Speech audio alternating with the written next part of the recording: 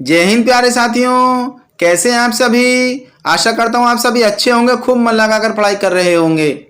मैं ईश्वर से प्रार्थना करता हूं कि ईश्वर सबकी मेहनत को स्वीकार करे और सभी को अच्छी से अच्छी नौकरी जल्दी से जल्दी प्रदान करे और ईश्वर हम सबकी मनोकामनाओं को पूरा करे। प्यारे साथियों, आज मैं लेकर आया हूं NVS TGT PGT practice set संख्या 2।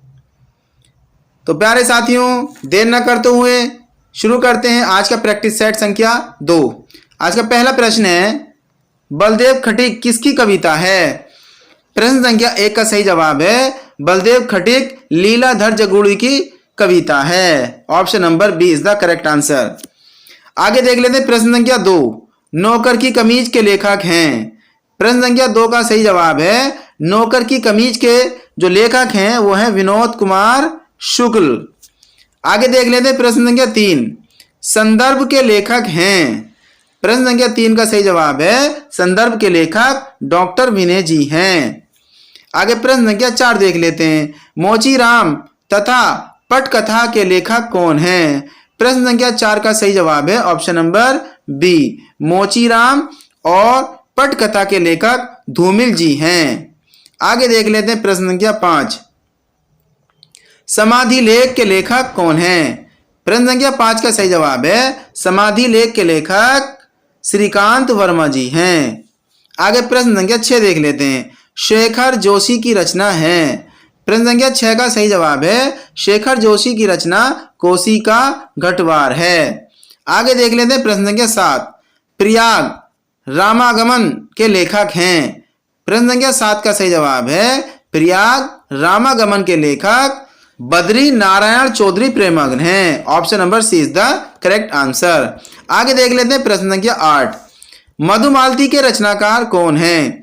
प्रश्न संख्या 8 का सही जवाब है मधुमालती के रचनाकार मंझन हैं। प्रश्न संख्या 9 है, सहजयान के प्रवर्तक हैं। प्रश्न संख्या 9 का सही जवाब है सहजयान के प्रवर्तक सरहपा हैं। आगे प्रश्न संख्या 10 देख लेते हैं, आत्मजयी के लेखक कौन हैं। प्रश्न संख्या 10 का सही जवाब है ऑप्शन नंबर ए, कुंवर नारायण आत्मजयी के लेखक हैं। आगे देख लेते हैं प्रश्न संख्या 11, ठंडा लोहा के रचनाकार कौन हैं।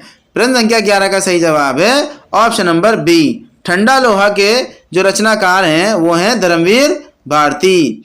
आगे देख लेते हैं प्रश्न संख्या 12, किसान के रचनाकार कौन हैं। प्रश्न संख्या 12 का सही जवाब है किसान के रचनाकार मैथिली शरणगुप्त हैं।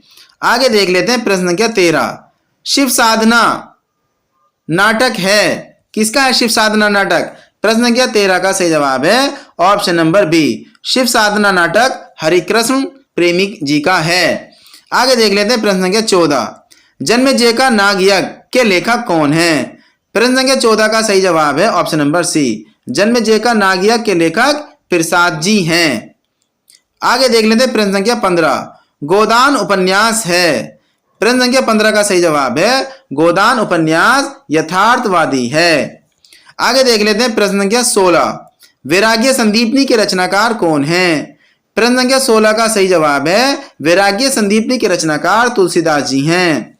आगे देख लेते हैं प्रश्न संख्या 17, अपराजिता के लेखक कौन हैं। प्रश्न संख्या 17 का सही जवाब है अपराजिता के लेखक रामेश्वर शुक्ल अंचल हैं। प्रश्न संख्या 18 है, सागर मुद्रा के लेखक हैं। प्रश्न संख्या 18 का सही जवाब है ऑप्शन नंबर बी, सागर मुद्रा के लेखक अज्ञे जी हैं।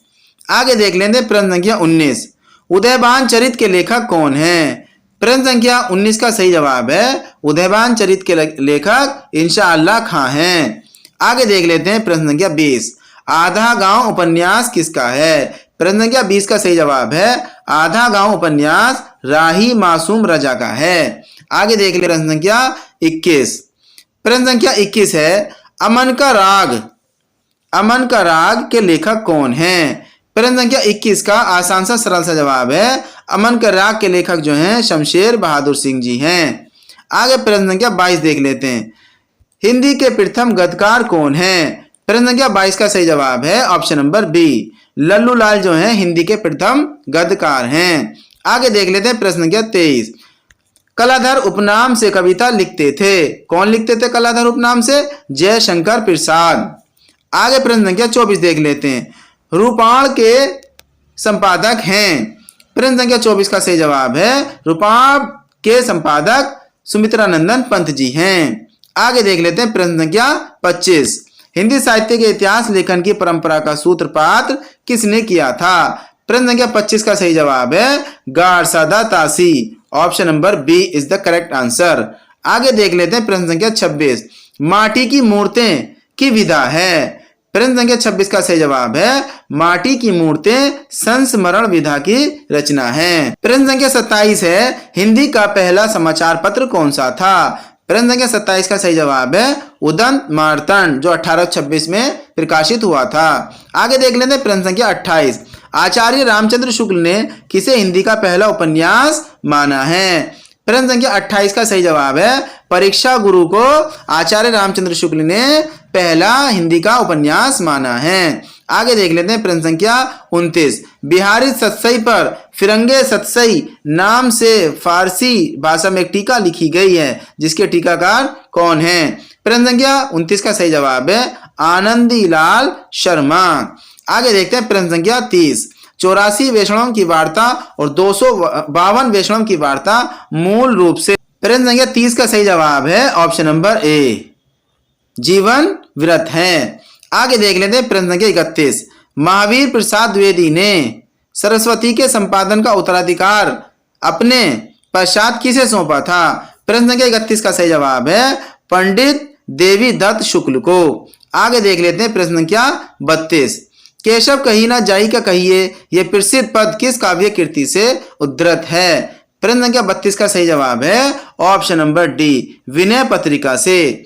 आगे देख लेते हैं प्रश्न संख्या 33। कवि धूमिल का पूरा नाम क्या है? प्रश्न संख्या 33 का सही जवाब है ऑप्शन नंबर सी कवि धूमिल का पूरा नाम क्या है? सुदामा पांडे। आगे देख लेते हैं प्रश्न संख्या 34। इनमें से कौन ललित निबंधकार नहीं है?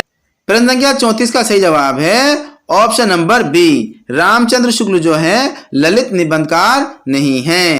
प्रश्न संख्या 35 है तीसरी कसम फिल्म किस लेखक की कहानी पर बनाई गई थी? प्रश्न संख्या 35 का सही जवाब है option number B Phanishwar Nath Renu. प्रश्न संख्या 36 है बामन दास इनमें से किस उपन्यास का पात्र है? प्रश्न संख्या 36 का सही जवाब है ऑप्शन नंबर डी बामन दास मेला आंचल उपन्यास का पात्र है। आगे देख लेते हैं प्रश्न संख्या 37। क्या भूलूं क्या याद करूं किसकी आत्मकथा है? प्रश्न संख्या 37 का सही जवाब है option number B Harivansh Rai Bachchan. प्रश्न संख्या 38 देख लेते हैं। रामधारी सिंह दिनकर को किस कीर्ति पर ज्ञानपीठ पुरस्कार प्राप्त हुआ था? प्रश्न संख्या 38 का सही जवाब है ऑप्शन नंबर ए उर्वशी पर। प्रश्न संख्या 39 देख लेते हैं। बाण भट्ट की आत्मकथा ये क्या है? ये एक उपन्यास है किसका? हजारी प्रसाद द्विवेदी जी का ये उपन्यास है। आगे देख लेते हैं प्रश्न संख्या 40। कवि वचन सुधा थी? प्रश्न संख्या 40 का सही जवाब है कवि वचन सुधा एक पत्रिका थी किसकी? भारतेंदु हरिश्चंद्र जी की एक ये पत्रिका थी। प्रश्न संख्या 41 है महावीर प्रसाद द्विवेदी ने सरस्वती पत्रिका का संपादन शुरू किया। प्रश्न संख्या 41 का सही जवाब है सन 1903 ईस्वी से। प्रश्न संख्या 42 है सूची 1 एवं सूची 2 को सम्मिलित कीजिए और नीचे दिए गए कूटों में से सही विकल्प चुनिए। सूची 1 में रचनाएं हैं और दूसरी तरफ उनके रचनाकार हैं। तो बाण भट्ट की आत्मकथा ये है हमारे डॉक्टर हजारी प्रसाद द्विवेदी जी। शेखर एक जीवनी ये है अज्ञे जी। आधे अधूरे यह मोहन राकेश और संस्कृति के 4 अध्याय रामधारी सिंह दिनकर। प्रश्न संख्या 43 है प्रेमचंद की अंतिम कहानी थी। प्रश्न संख्या 43 का सही जवाब है ऑप्शन नंबर बी प्रेमचंद की अंतिम कहानी कफन थी। आगे देख लेते हैं प्रश्न संख्या 44। ज्ञानपीठ पुरस्कार से सम्मानित नहीं किए गए कवि हैं।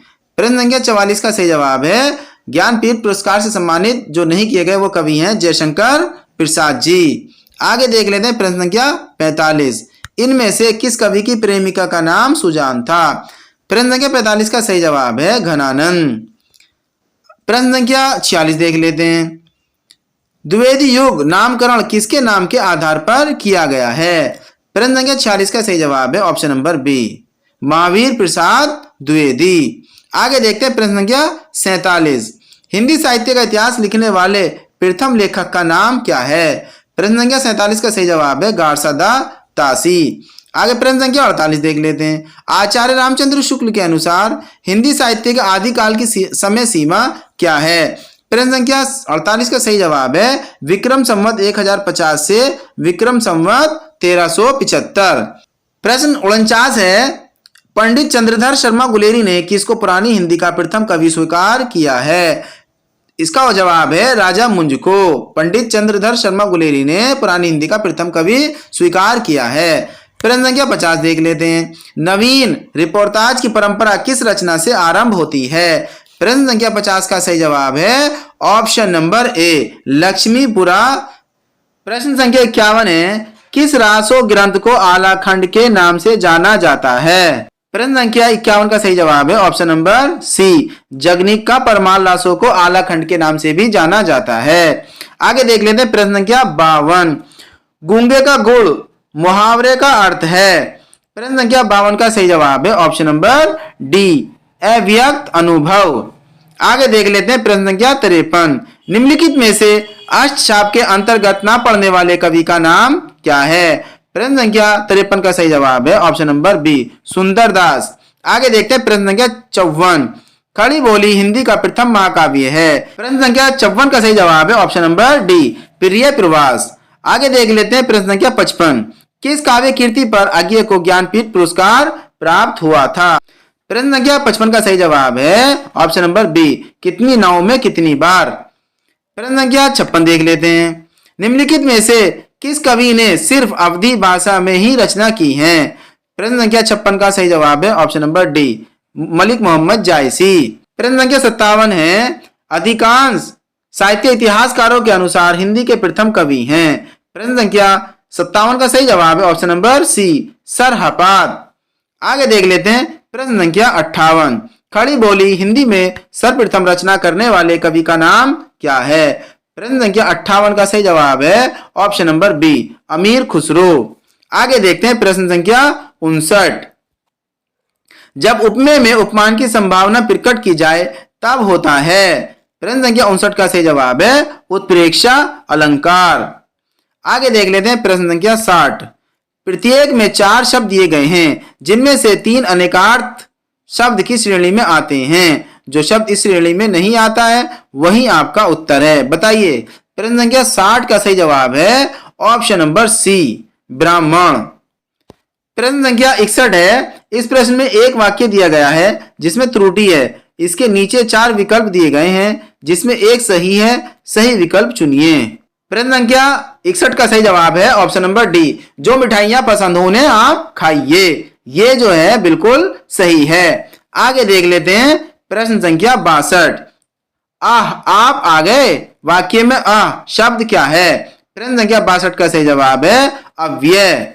आगे देख लेते हैं प्रश्न संख्या 63 सरसी छंद में होती हैं। प्रश्न संख्या 63 का सही जवाब है ऑप्शन नंबर डी 27 मात्राएं 16-11 पर यति अंत में गुरु या लघु।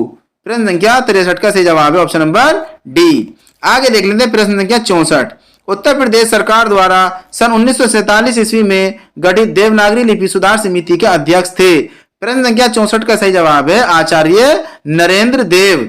आगे देख लेते हैं प्रश्न संख्या 65 भूतकाल के कितने भेद हैं?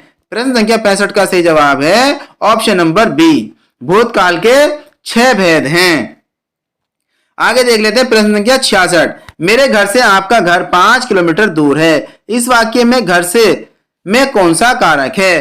प्रश्न संख्या 66 का सही जवाब है ऑप्शन नंबर डी अपादान कारक है। आगे देख लेते हैं प्रश्न संख्या 67 निम्नलिखित वाक्यों में क्रिया विशेषण युक्त वाक्य कौन सा है? प्रश्न संख्या 67 का सही जवाब है लड़का रोते रोते घर पहुंचा। इसमें क्रिया विशेषण है रोते रोते। प्रश्न संख्या 68 है अव्यवस्थित वाक्य खंडों से क्रमबद्ध वाक्य बनाइए और उचित क्रम चुनिए। प्रश्न संख्या 68 का सही जवाब है शुरू से ही आर्थिक और सामाजिक अन्याय को बिना हिंसक विरोध के भारतीय सहते चले आए हैं। यानी क्या हो जाएगा पहले तीसरा फिर पांचवा फिर दूसरा फिर पहला फिर चौथा फिर छठा इस क्रम में ये बन जाएगा। आगे देखते हैं प्रश्न संख्या 69। प्रश्न संख्या 69 है, कवि का स्त्रीलिंग होगा। प्रश्न संख्या 69 का सही जवाब है ऑप्शन नंबर सी, कवयित्री। आगे देखते हैं प्रश्न संख्या 70। निम्नलिखित में से कौन सा शब्द कमल का पर्यायवाची नहीं है? प्रश्न संख्या 70 का सही जवाब है जलद जो है कमल का पर्यायवाची शब्द नहीं है। आगे देख लेते हैं प्रश्न संख्या 71। प्रश्न संख्या 71 है, त्वैत और अनियर प्रत्यय का प्रयोग होता है। प्रश्न संख्या 71 का सही जवाब है चाहिए के अर्थ में। आगे देखते हैं प्रश्न संख्या 72, वीर रस का स्थायी भाव है। प्रश्न संख्या 72 का सही जवाब है ऑप्शन नंबर सी, उत्साह। आगे है प्रश्न संख्या 73, नीलोत्पल शब्द में समास है। प्रश्न संख्या 73 का सही जवाब है कर्मधारय समास। आगे है प्रश्न संख्या 74, यदि अ या आ के बाद ई या बड़ी ई आए तो दोनों मिलकर ए हो जाते हैं, यह स्वर संधि कहलाती है। प्रश्न संख्या 74 का सही जवाब है ऑप्शन नंबर सी, वो हो जाती है गुण स्वर संधि। प्रश्न संख्या 75 देख लेते हैं, राष्ट्र की भाववाचक संज्ञा है। प्रश्न संख्या 75 का सही जवाब है राष्ट्र की भाववाचक संज्ञा राष्ट्रीयता है। आगे है प्रश्न संख्या 76, कोई और कुछ का प्रयोग इनमें से किस सर्वनाम में किया जाता है? प्रश्न संख्या 76 का सही जवाब है ऑप्शन नंबर सी, अनिश्चय सर्वनाम में। आगे देख लेते हैं प्रश्न संख्या 77, तृण। प्रश्न संख्या 77 का सही जवाब है इसका क्या है, तिनका और घास। आगे है प्रश्न संख्या 78, वर्तनी की दृष्टि से इनमें अशुद्ध शब्द हैं। प्रश्न संख्या 78 का सही जवाब है ऑप्शन नंबर ए, यानी। प्रश्न संख्या 79 देख लेते हैं, निम्नलिखित में से कौन सा युग्म सही सुमेलित नहीं है? प्रश्न संख्या 79 का सही जवाब है ऑप्शन नंबर बी, कपास करपट, ये जो है सुमेलित नहीं है। प्रश्न संख्या 80 है, निम्नलिखित में से किस शब्द में उपसर्ग है?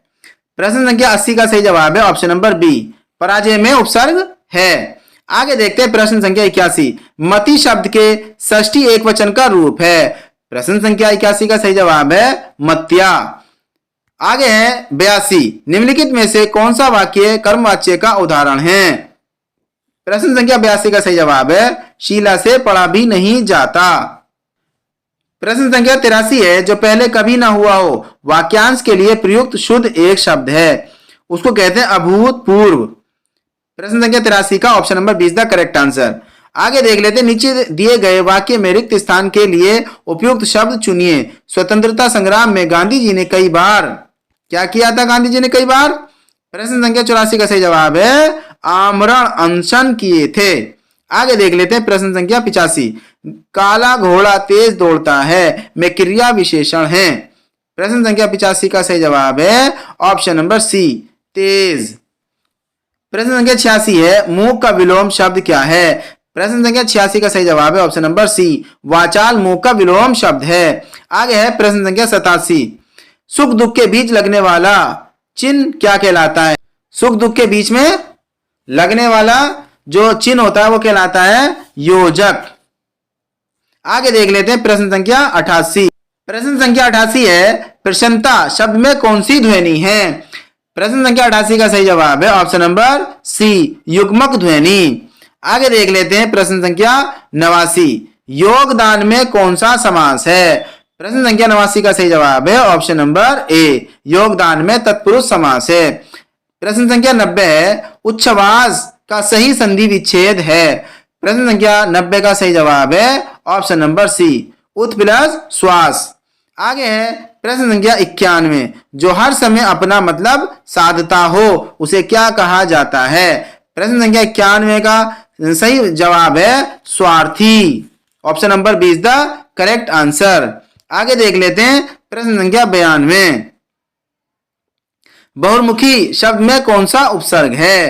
प्रश्न संख्या 92 का सही जवाब है बहिर उपसर्ग है। आगे है प्रश्न संख्या 93, निम्नलिखित में से कौन सा वाक्य मिश्र वाक्य नहीं है? प्रश्न संख्या 93 का सही जवाब है ऑप्शन नंबर बी, वह परिश्रमी ही नहीं वरन ईमानदार भी है, ये मिश्र वाक्य नहीं है। आगे है प्रश्न संख्या 94, साहित्य जनता की चित्रवृत्तियों का संचित प्रतिबिंब है, ये उक्ति किसकी है? प्रश्न संख्या 94 का सही जवाब है option number D, Ramchandra Shukla. आगे है प्रश्न संख्या 95। प्रश्न संख्या 95 है, मर्यादा किस युग की प्रसिद्ध पत्रिका थी? प्रश्न संख्या 95 का सही जवाब है, प्रश्न संख्या 95 का सही जवाब है ऑप्शन नंबर सी, मर्यादा द्विवेद युग की पत्रिका थी। आगे देख लेते हैं प्रश्न संख्या 96। निम्नलिखित काव्य पंक्तियों को उनके रचनाकारों के साथ सुमेलित कीजिए। एक तरफ पंक्तियां हैं और दूसरी तरफ उनके रचनाकार हैं। तो ए है हमारे पास, भक्ति ही ज्ञान ही नहीं कछु भेदा। ये किसकी है? ये तुलसीदास जी की है।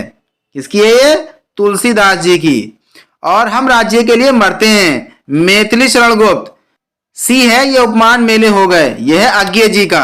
और डी है बतरस लालच, यह है बिहारी जी के पंक्तियां। आगे देख लेते हैं प्रश्न संख्या 97। 97 से 98। निम्नलिखित शब्दों के विलोम शब्द चुने। कृतज्ञ का विलोम शब्द क्या होगा? प्रश्न संख्या 97 का सही जवाब है कृतज्ञ, जो है कृतज्ञ का विलोम शब्द होगा। आगे 98 प्रश्न है, संकीर्ण का विलोम शब्द क्या होगा? यह होगा विकीर्ण। संकीर्ण का विलोम शब्द होगा। आगे है प्रश्न संख्या 99 और 100। निम्नलिखित शब्दों के पर्यायवाची शब्द चुने। प्रश्न संख्या 99 है, मृगधर। मृगधर शिव का पर्यायवाची शब्द है। आगे है पराग। पराग जो है ये हमारा है सुगंध का पर्यायवाची। तो इस तरह से प्यारे साथियों हमने एनवीएस टीजीटी पीजीटी का प्रैक्टिस सेट संख्या 2 हल किया। आशा करता हूं आपको बहुत ज्यादा पसंद आया होगा, आपने बहुत अच्छे से लगाया होगा और बहुत अच्छा स्कोर भी प्राप्त किया होगा। तो प्यारे साथियों, इससे भी एक शानदार प्रैक्टिस सेट के साथ मैं फिर मिलता हूं। तब तक के लिए बाय बाय, सी यू, जय हिंद, जय भारत।